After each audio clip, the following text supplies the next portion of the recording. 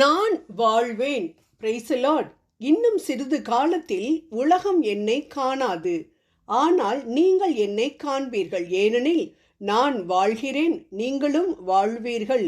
யோவான் எழுதிய நற்செய்தி 14வது அதிகாரம் 19வது இறைவார்த்தை.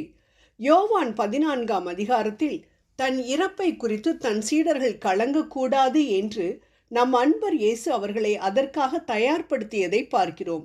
சிலுவையின் நிழல் அவருக்கு முன்னால் காணப்பட்டாலும் தன் சீடர்களை அநேக வாக்குத்தத்தங்களின் மூலம், அதாவது அநேக உறைவிடங்கள் உங்களுக்கு உண்டு, என் பெயரால் எதை கேட்டாலும் அதை நான் செய்வேன், என்றும் இருக்கும் மற்றொரு துணையாளராகிய பரிசுத்த ஆவியை நான் அனுப்புவேன், உங்களை திக்கற்றவர்களாக விடேன், திரும்பவும் வருவேன் என்றெல்லாம் கூறி அவர்களை தேற்றியதை நாம் பார்க்கிறோம்.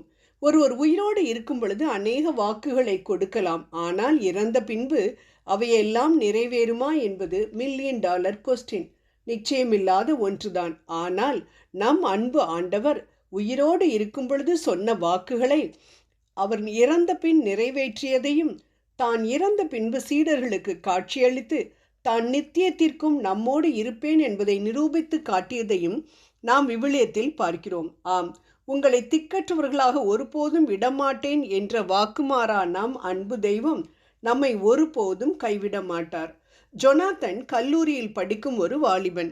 எப்பொழுது பார்த்தாலும் அவனது அப்பா, நீ ஒரு சரியான உதவாக்கிற, எதுலையுமே உருப்படி இல்லை, படிப்பு 0, அழகு 0, திறமை 0, மொத்தத்தில் நீயே ஒரு 0, உன் அண்ணனை பாரு, அவன் எப்படி நல்லா படித்து நல்ல வேலையில் இருக்கான்னு, நீயும் இருக்கிறியே, ஒரு பிரயோஜனம் இல்லாத தண்டம் என்று திட்டிக்கொண்டே இருந்ததினால் தூக்க மாத்திரையை போட்டு தற்கொலைக்கு முயன்ற பொழுது காப்பாற்றப்பட்டு ஹாஸ்பிட்டலில் வேலை பார்க்கும் நர்ஸ் ஒருவர் கொடுத்த பைபிளை திறந்த பொழுது அவன் கண்களில் பட்டது இந்த விவிலிய வார்த்தைகள், நான் வாழ்கிறேன், நீங்களும் வாழ்வீர்கள்.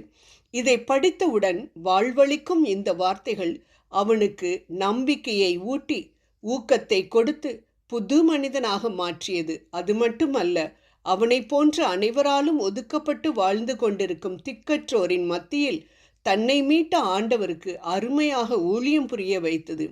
ஆம் அன்பானவர்களே, இந்த வாலிபனைப் போல நாமும் அநேகரால், ஏன் நம் சொந்த வீட்டாராலேயே வெறுத்து ஒதுக்கப்படலாம்.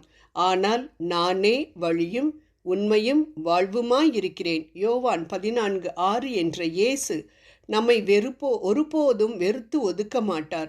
நமக்காக ஒன்றுக்கும் உதவாதவள் என்று பெயரெடுத்த நமக்காக தன் கடைசி சொட்டு இரத்தத்தையும் சிந்தி நம்மை மீட்டவர் எப்படி நம்மை கைவிடுவார்? நாம் தான் நம்மை அன்பு செய்ய கைவிடாத தெய்வமாகி அவர் இருக்கிறார் என்பதை மறந்து விடுகின்றோம். அநேகர் இயேசுவை ஒரு சரித்திர நாயகனாக தான் பார்க்கிறார்களே தவிர உயிரளிக்கும் தெய்வமாக பார்ப்பதில்லை, கிறிஸ்தவர்கள் உட்பட. அதனால்தான் உயிர் இருந்தும் உயிரற்றவர்களாக வாழ்ந்து கொண்டிருக்கின்றனர். ஆனால் நீங்களும் நானும் அன்பானவர்களே, ஆண்டவரின் பிள்ளைகளாக அவரை நம் சொந்த தகப்பனாக மீட்பராக ஏற்றுக்கொண்டதால் நாம் ஏதோ வெறுக்கப்பட்ட ஒதுக்கப்பட்ட மனிதர்கள் இல்லை.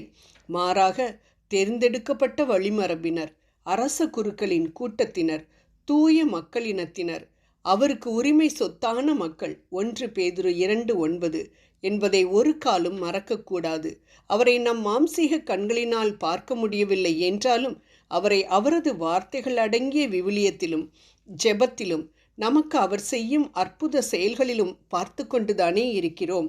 ஆகவே நம் துன்பத்திலும் சோதனையிலும் வியாதியிலும் கலக்கத்திலும் குழப்பத்திலும் ஆண்டவர் வாழ்வதினால் நானும் வாழ்கிறேன், அவர் எவ்வாறு இறந்தாலும் உயிரோடு எழுந்தாரோ அதே போல நானும் இப்பொழுது துன்பப்பட்டாலும் மீண்டு வருவேன் என்ற நம்பிக்கை எனக்குண்டு என்று வீர முழக்கமிடுவோம், வெற்றி பெறுவோம். ஆம், ஜெபம் செய்வோம்.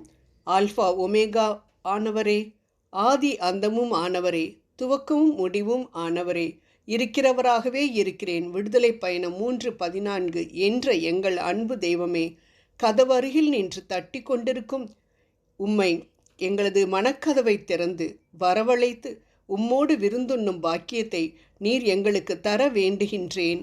ஆமென்.